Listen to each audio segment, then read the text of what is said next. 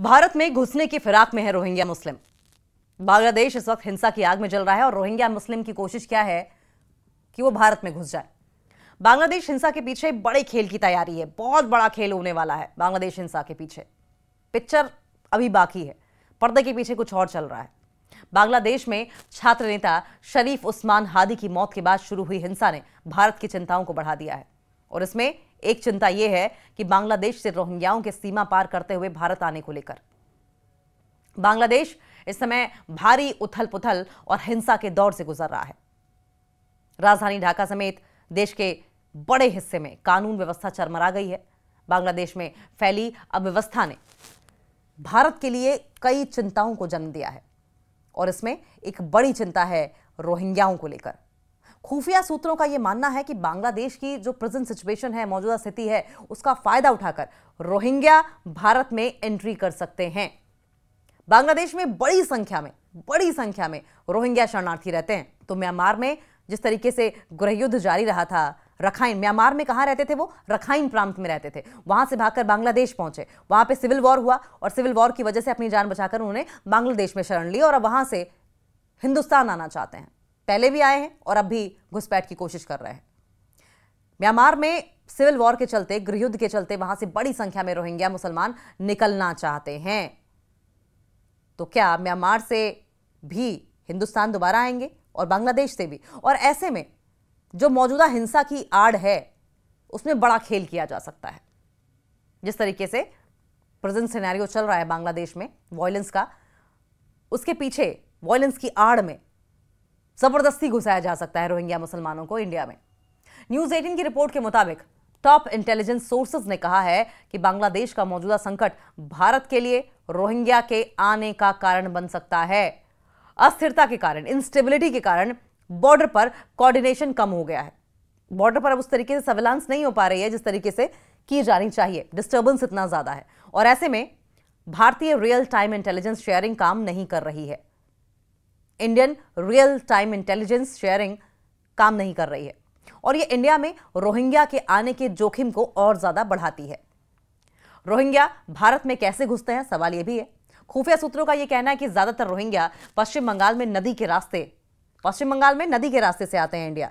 तो असम और अगर त्रिपुरा की बात करें तो वहां पर घने जंगल हैं और घने जंगलों के रास्तों का इस्तेमाल करते घुसपैठ की कोशिश करते हैं। ये कई बार घुस भी जाते हैं। रोहिंग्याओं को कुछ गुट जो है वो जाली दस्तावेज, फेक डॉक्यूमेंट्स, फॉर्ज डॉक्यूमेंट्स और स्मगलिंग के रास्तों का इस्तेमाल करके इंडिया, मलेशिया या फिर खाड़ी देश भेजने के काम में जुटे हुए हैं।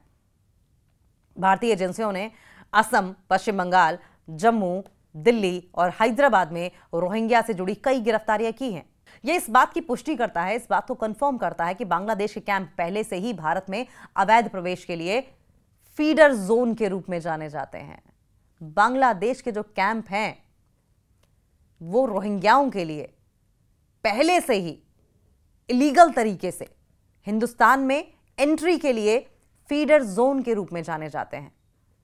ये समूह जो है, ये जो ग्रुप्स हैं, वो सिक्योरिटी, मनी या फिर वैचारिक मकसद कह लीजिए, उनका कोई मकसद रहा हो, इनके लिए मदद करते हैं। जाली आधार का नेटवर्क बनाया गया है, फेक नेटवर्क है, मतलब फेक डॉक्यूमेंट्स का नेटवर्क है, फेक करेंसी है, बहुत कुछ ऐसा है फेक जिसका बेसिस बनाकर इनकी मदद की जाती है। रोहिंग्याओं के भारत आने का एक और आसान रास्ता जाली आधार नेटवर्क है। ये भारत में पहचान को काफी मुश्किल बना देता है। आधार कार्ड की हम बात कर रहे हैं। फेक आधार कार्ड बनवाइए, आप अंदर घुस जाइए, घुस के जाइए, जबरदस्ती घुसाया जाता है और इसके लिए पूरा नेक्सस चल रहा है फेक आधार कार्ड बनाने का। सूत्रों का कहना है कि रोहिंग्या प्रवासी जो है, रोहिंग्या माइग्रेंट जो है, वो शहरी इलाकों में तेजी से बस रहे हैं, बहुत ही तेजी के साथ इंडिया में बस रहे हैं। वे अनौपचारिक मजदूर बाजारों में काम करते हैं जहां वेरिफिकेशन काफी कमजोर होती है। सोर्सेस का यह कहना है कि रोहिंग्याओं को कट्टरपंथी गुट हिंसा फैलाने का हथियार बना रहे हैं और ऐसे में रोहिंग्याओं की भारत में एंट्री दोहरी चिंता का सबब है। रोहिंग्याओं की भारत में बढ़ती संख्या सामाजिक तनाव और सुरक्षा में बदलाव का कारण बन सकती है। यह फ्यूचर में कई मुश्किल भी खड़ी करेगी। बांग्लादेश में हिंसा क्यों फैली है, सवाल यह भी है। बांग्लादेश में जैसा कि आप जानते हैं, बीते हफ्ते फैली हिंसा की वजह युवा नेता शरीफ उस्मान हादी की हत्या। शरीफ उस्मान हादी की हत्या कर दी गई। हादी बीते साल शेख हसीना सरकार के खिलाफ हुए आंदोलन का अहम चेहरा थे और फरवरी में होने वाले चुनाव में उतरने की तैयारी भी कर रहे थे। हादी की मौत के बाद ढाका समेत कई शहरों में तोड़फोड़ हुई, आगजनी की गई और आगजनी के बाद हिंसा भड़क उठी और ऐसी भड़की कि हिंसा अभी तक कम होने का नाम नहीं ले रही है। हिंसा बढ़ती ही जा रही है और इसी हिंसा की आड़ में कोशिश यह की जा रही है कि पर्दे के पीछे से रोहिंग्याओं को धीरे धीरे करके इंडिया में एंट्री कराई जाए और उसके बाद फिर यहां पर जो चाहें इनके जरिए करवाया जाए।